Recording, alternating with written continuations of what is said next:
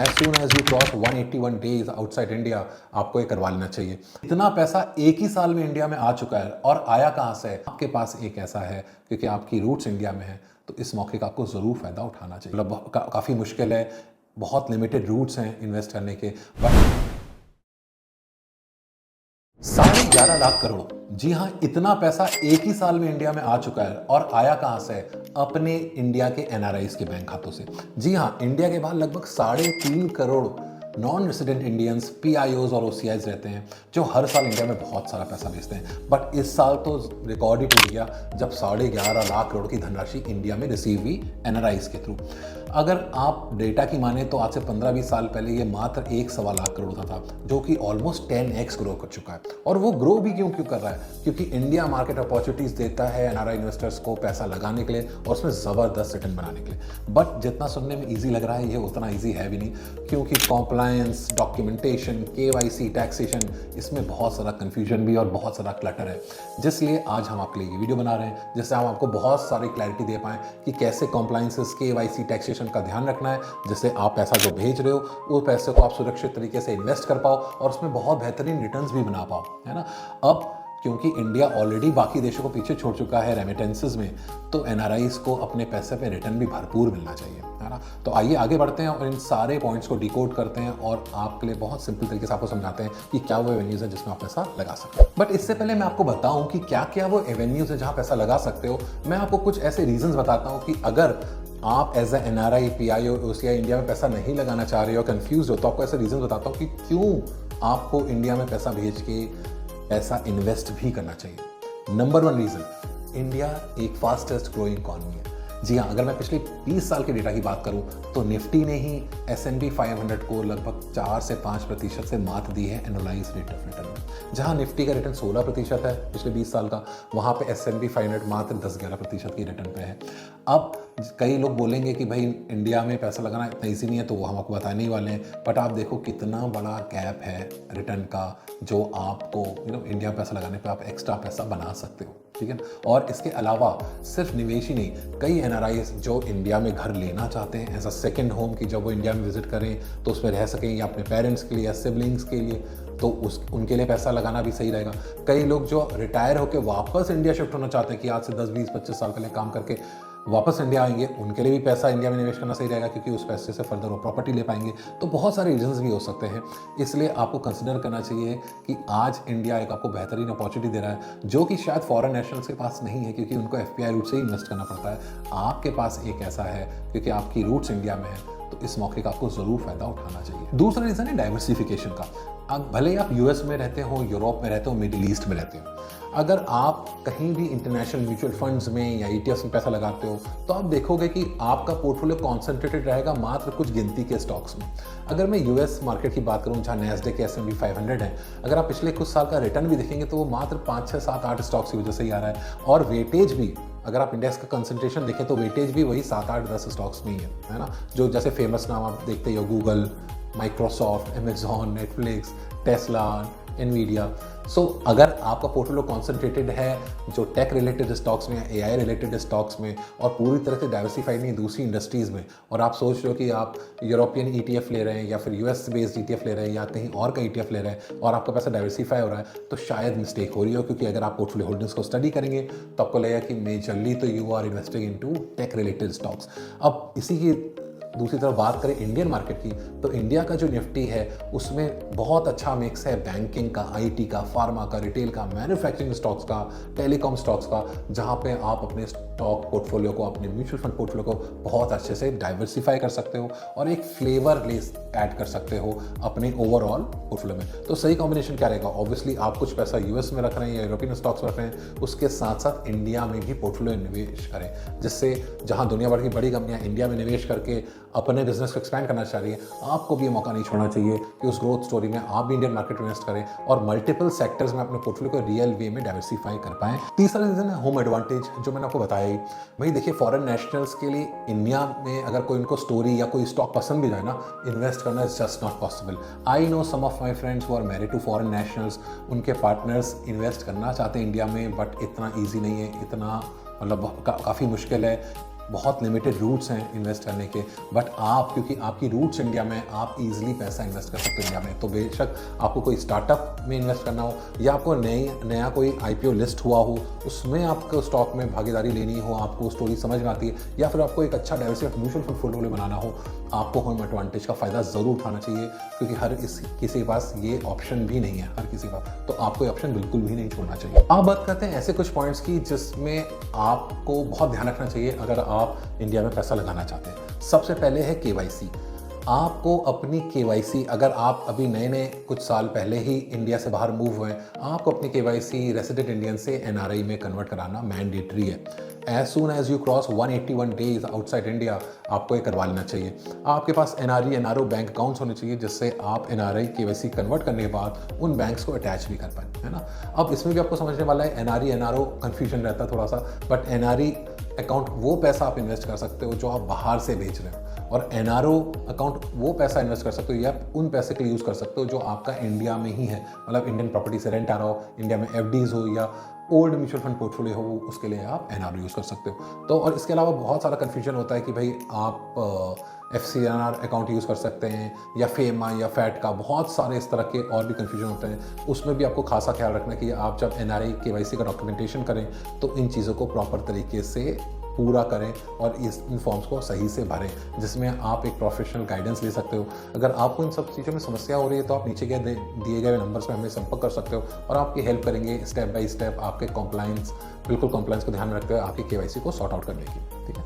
इसके अलावा बहुत सारे लोग ऐसा समझते हैं कि इंडिया में इन्वेस्ट किया है, अगर इंडिया का कोई प्रोडक्ट जो टैक्स फ्री है रेजिडेंट इंडियंस के लिए या उनको कुछ टैक्स में छूट है, वो आपके लिए भी टैक्स फ्री होगा। ऐसा नहीं है कि अगर आप जिस कंट्री में रेजिडेंस है आपका, वहाँ के टैक्स लॉस को भी हमें स्टडी करना पड़ता है। बेशक कई देशों के साथ इंडिया का DTA है, जिसको हम डबल टैक्स अवॉइडेंस एग्रीमेंट कहते हैं, बट उसके बावजूद भी इस एग्रीमेंट को स्टडी करके हमें देखना पड़ता है कि आपको आखिर इंडिया में या फिर अपने कंट्री ऑफ रेजिडेंस में कहाँ पे टैक्स डिडक्ट कराना ज़्यादा अच्छा रहेगा और कैसे आप डबल टैक्सेशन को अवॉइड कर सकते हो। तो इन चीज़ों को भी बहुत अच्छे से डिटेल में डिस्कस करके डिसाइड करने वाला है, सो दैट आपको डबल टैक्स का बर्डन ना पड़े, है ना। इन चीज़ों में भी हम आपकी पूरी तरीके से हेल्प कर सकते हैं। तो आइए फटाफट बात कर लेते हैं कौन से वो बेहतरीन एवेन्यूज़ हैं जिसमें एक NRI इन्वेस्ट कर सकता है और बहुत अच्छे प्रॉफिट बना सकता है। तो नंबर 1 तरीका है म्यूचुअल फंड पोर्टफोलियो, क्योंकि ये बहुत ही ईजी है। एक बार आपकी KYC NRI में हो गई, आपके NRE NRO अकाउंट्स एक्टिव हैं, तो जो आप इंडिया में जो आपने कमाया है या आपका रेंटल आ रहा है या इंटरेस्ट आ रहा है, उसको आप NRO अकाउंट के थ्रू इन्वेस्ट कर सकते हो। और अगर आप बाहर से जो आप बाहर कमा रहे हो उस पैसे को इंडिया में भेज के इन्वेस्ट करना चाहते हो, आप NRE अकाउंट यूज़ करके उस पैसे को इंडिया के म्यूचुअल फंड्स में इन्वेस्ट कर सकते हो।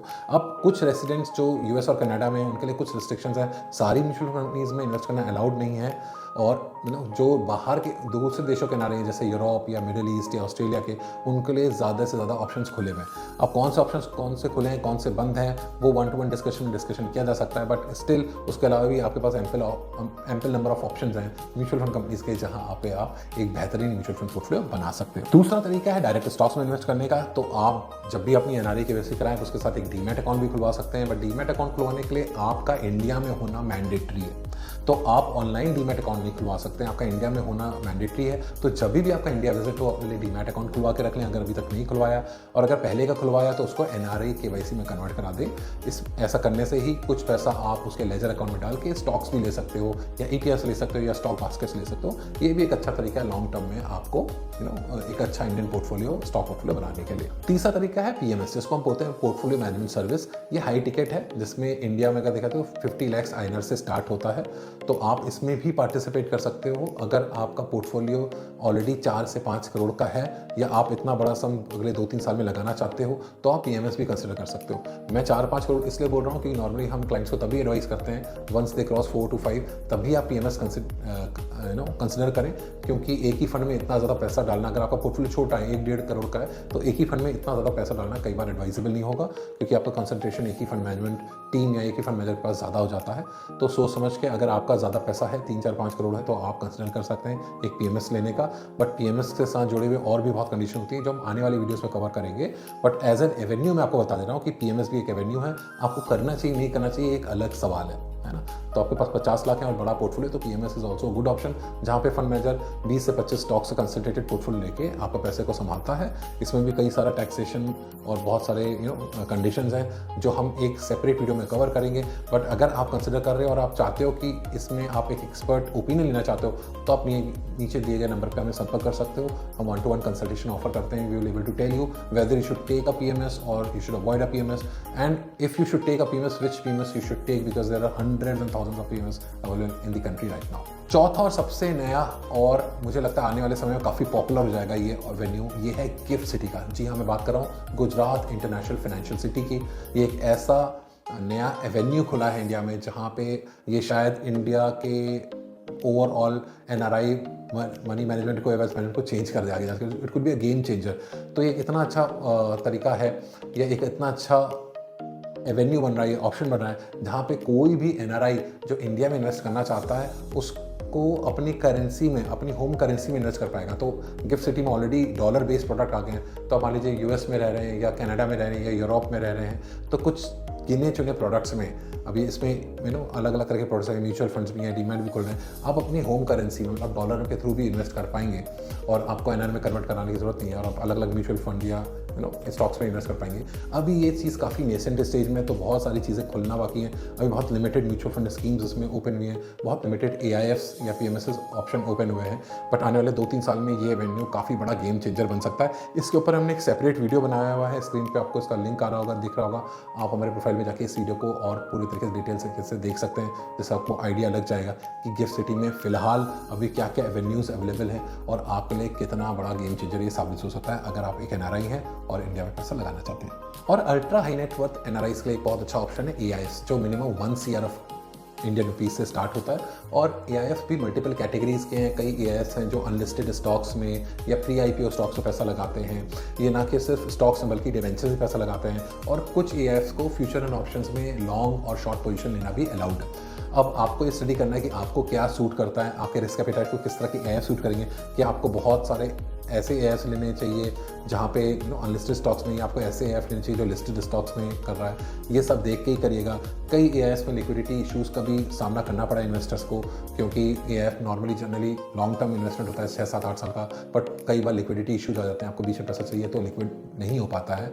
तो एआईएफ जहाँ पे आपको बहुत हाई रिटर्न्स मिल सकते हैं, जैसा एआईएफ प्रॉमिस भी करते हैं, बट इसके साथ साथ आपको ध्यान रखना है कि आप किस तरह के एआईएफ आपके ओवरऑल पोर्टफोलियो को सूट करेगा और आपको वो एआईएफ लेना चाहिए नहीं लेना चाहिए। एक्सपर्ट गाइडेंस के लिए जैसा मैंने आपको बोला, आप हमें संपर्क कर ही सकते हैं। We will help you to decode कि whether AIF is meant for you not, और अगर एआईएफ सूट करेगा तो कौन सा एआईएफ आपको लेना चाहिए। बट ये भी एक अच्छा ऑप्शन है ultra net worth, ultra high net worth NRIs को इंडिया में इन्वेस्ट करते वक्त ये भी एक अच्छा एवेन्यू जिसको कंसिडर कर सकते हैं। तो ये थे एवेन्यूज जो आपको ध्यान में रखने चाहिए अगर आप कंसिडर कर रहे हैं इंडिया में इन्वेस्ट करने का। बट इन्वेस्ट करने से पहले इन 3 चीज़ों का ध्यान जरूर रखिएगा। नंबर 1, आपकी केवाईसी बहुत अच्छे से कंप्लीट होनी चाहिए, जिससे आपको आगे चल के किसी भी तरह से कॉम्प्लायंस रिलेटेड कोई भी इशू ना आए अपने कंट्री ऑफ रेसिडेंस में या फिर इंडियन अथॉरिटीज़ के थ्रू। तो एनआरआई केवाईसी बहुत अच्छे से कराइए। नंबर 2, पैसा कैसे आएगा या पैसा वापस कैसे जाएगा, इस चीज़ की भी पहले से प्लानिंग बिल्कुल क्लियर कट होनी चाहिए। अगर इंडिया में रखा हुआ पैसा है तो एनआरओ अकाउंट के थ्रू मैनेज करिए, बाहर से पैसा भेज रहे हैं तो एनआरई अकाउंट के थ्रू मैनेज करिए। बट कैसे कैश फ्लो होगा उसकी प्लानिंग पहले से होनी चाहिए। और नंबर 3, टैक्सेशन को पहले से बारीकी से समझ लीजिए कि जो भी आप प्रॉफिट कमाने वाले हो इन्वेस्टमेंट्स में अलग अलग रेवेन्यूज़ के थ्रू, उसके ऊपर टैक्सेशन क्या है और कहीं आप पे डबल टैक्स ना लग जाए। इन सारी बातों का ध्यान रख के ही फिर अपनी स्ट्रैटेजी बनाइए। अगर आपको इन तीनों स्टेप्स में सारी एक्सपर्ट गाइडेंस चाहिए, प्रॉपर एक स्ट्रक्चर मॉडल पोर्टफोलियो चाहिए जिसमें आपका टैक्स भी कम कटे, आपकी कंप्लायंस केवाईसी सब कुछ वेल प्लान्ड हो, तो आप हमें ज़रूर संपर्क करिए। We will help you out, and till then keep learning, keep investing. जय हिंद।